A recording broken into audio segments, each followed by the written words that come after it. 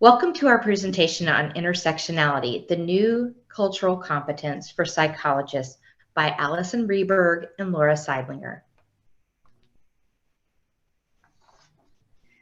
The concept of intersectionality describes the ways in which systems of inequality based on gender, race, ethnicity, sexual orientation, gender identity, disability, class, and other forms of discrimination intersect to create unique dynamics and effects. Let's take a look at a short video to gain a better understanding.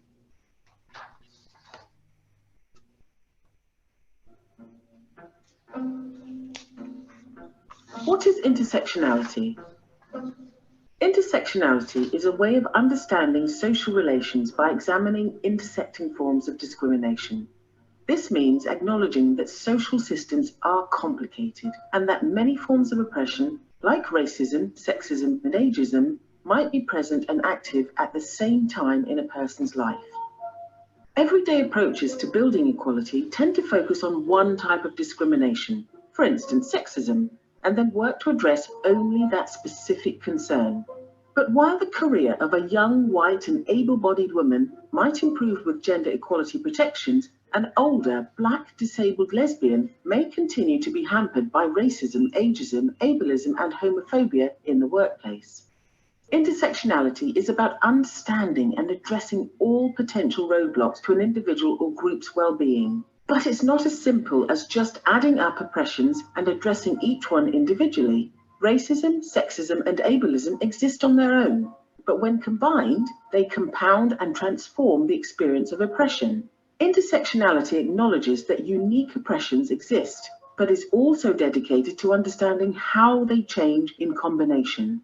The roots of intersectionality lie within the Black feminist movement, with legal scholar Kimberly Crenshaw originating the term. Crenshaw felt that anti-racist and feminist movements were both overlooking the unique challenges faced by Black women. She stated that legislation about race is framed to protect Black men, and legislation about sexism is understood to protect white women. So simply combining racism and sexism together does not therefore protect Black women. Intersectional theory is now applied across a range of social divisions and also to understandings of domination, such as those associated with whiteness, masculinity, and heterosexuality. Intersectionality is not only about multiple identities, and it's not a simple answer to solving problems around equality and diversity. It is, however, an essential framework as we truly engage with issues around privilege and power and work to bring them into the open. Intersectionality means listening to others, examining our own privileges, and asking questions about who may be excluded or adversely affected by our work. As importantly, it means taking measurable action to invite, include, and center the voices and work of marginalized individuals. As we can see from the video, intersectionality is not merely an additive effect. Everyone has multiple social identities, which can create advantage and opportunity, or disadvantage and inequity. This word cloud provides a visual representation of multiple identities. The larger words are generally associated with more privilege, while the smaller words are associated with more oppression. Many individuals belong to groups that are both privileged and disadvantaged, such as a white male who is poor and uneducated. Our social identities are complex. So how do we deal with all of this? In order to foster equity, inclusion, and belonging along with diversity, we must first understand that multicultural approaches are not sufficient for addressing intersectionality. They do not consider the unique issues and challenges that individuals belonging to multiple oppressed groups must face. Further, promoting diversity and multiculturalism without taking action to create real and positive change has been referred to as ornamental intersectionality. It has the appearance of being inclusive without actually being transformative. While the social implications of intersectionality may be clear, the effects go far beyond our interactions with others. How does intersectionality impact our lives individually? It may be startling to learn that only 1/3 of personal health is related to genetics. That means 2/3 of our health is determined by lifestyle, environment, and social circumstances. Unlike genetics, lifestyle, environment, and social circumstances can be changed. The World Health Organization identifies social determinants of health as income and social protection, education, employment and job security, work-life conditions, food security, housing, basic amenities, and the environment, early childhood development, social inclusion and non-discrimination, structural conflict, and access to affordable health services of decent quality. Using the stream analogy, we will illustrate how psychologists can impact change. Most of our current efforts are focused downstream, trying to pull drowning people from the river. It is costly and tedious work, and not everyone will receive interventions to be saved.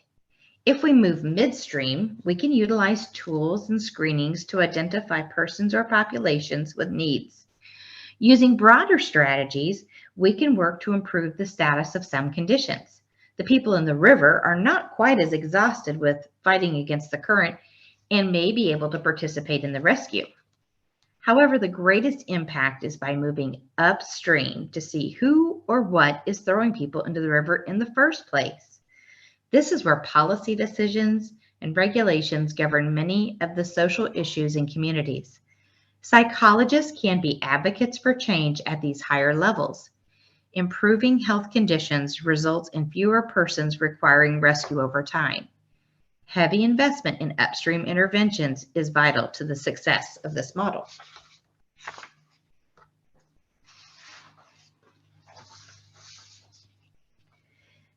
Examples of drivers of disease inequity can be seen during the COVID-19 pandemic.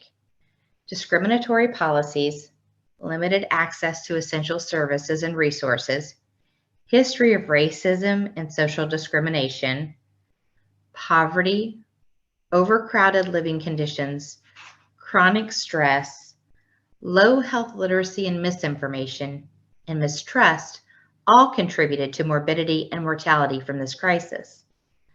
The principles highlighted in orange can also be applied to intersectionality. By addressing social determinants of health, society decreases the negative impact of intersectionality.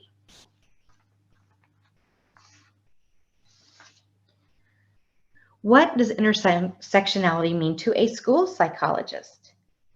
Robinson identified challenges faced by homeless LGBTQ youth in the child welfare system. The sample consisted of diverse ethnic subjects. He sought to learn more about how they became homeless, needs, daily life, and resiliency. The cisgender-based welfare system stigmatized non-gender conforming individuals by assigning them to either male or female units without regard to their gender identity. The youth felt disrespected, isolated, and unwanted. Emergency placement shelters, residential treatment centers, and psychiatric hospitals did not accommodate individual preferences and would not permit self-affirming gender expression. The youth described these institutions as prison-like facilities, and they felt punished for their identity. Few foster families were willing to take non-cisgendered children or force them into gender roles, for example, by only providing girl toys and dresses.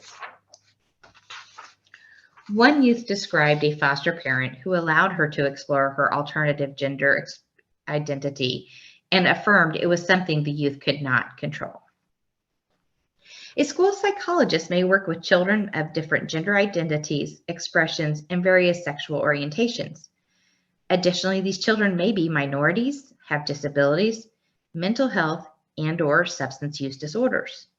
They may have spiritual identities that differ from peers.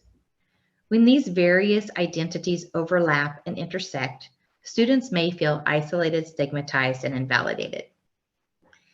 Edyburn, Bertone, Rains et al. Describe a new framework for school-based mental health care. They identify limitations to current environments to include limited cultural responsive practices, insufficient targeting resources at optimal points in care failures, and inequitable care.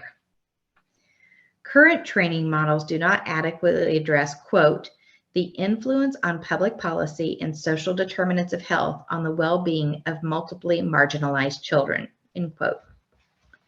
Using the COVID-19 pandemic, vulnerabilities were exposed for students of color, those with disabilities, and non-English language speakers.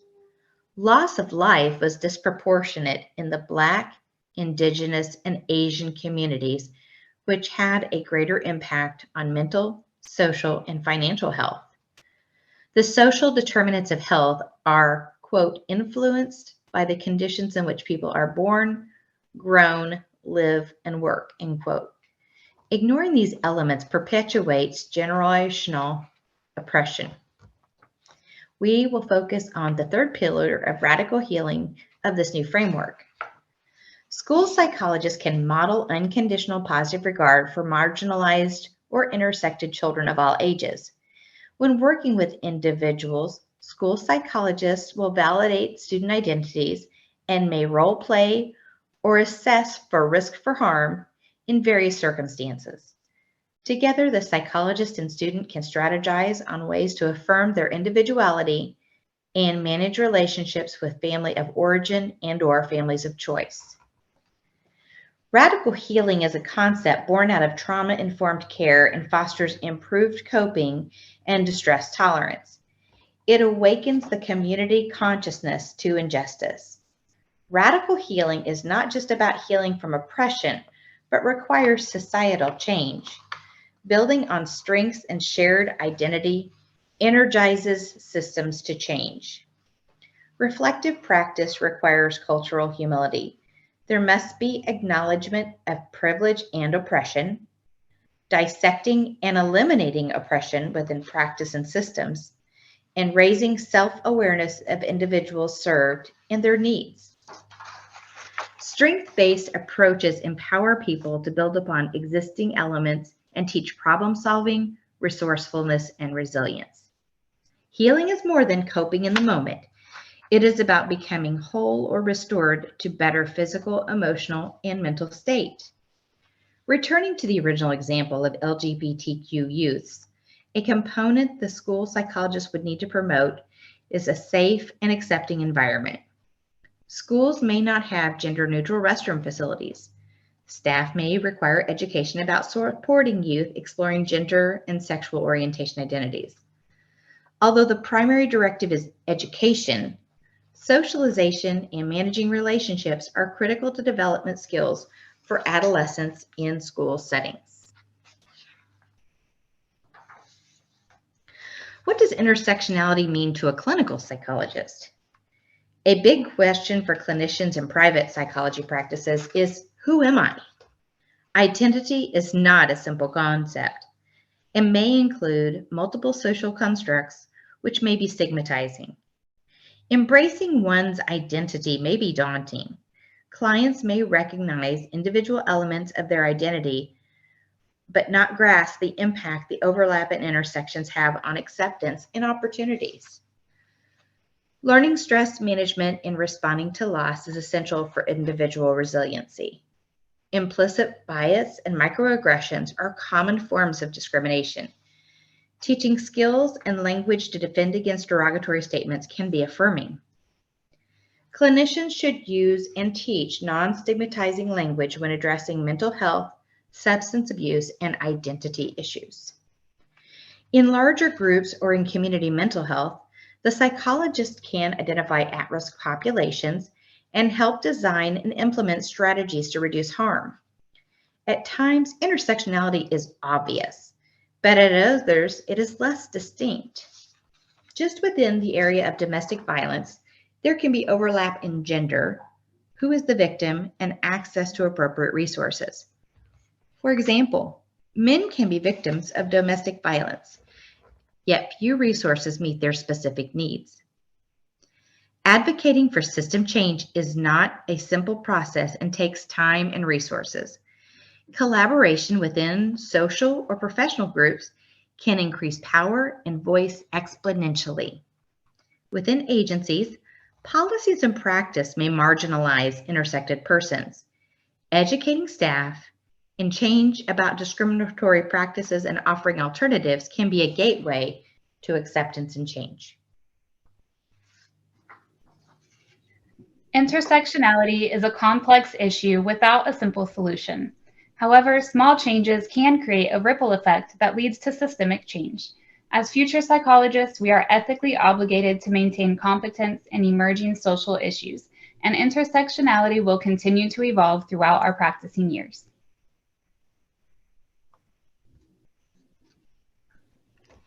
Thank you for watching our presentation, and feel free to put questions and comments into the Yellow Dig post.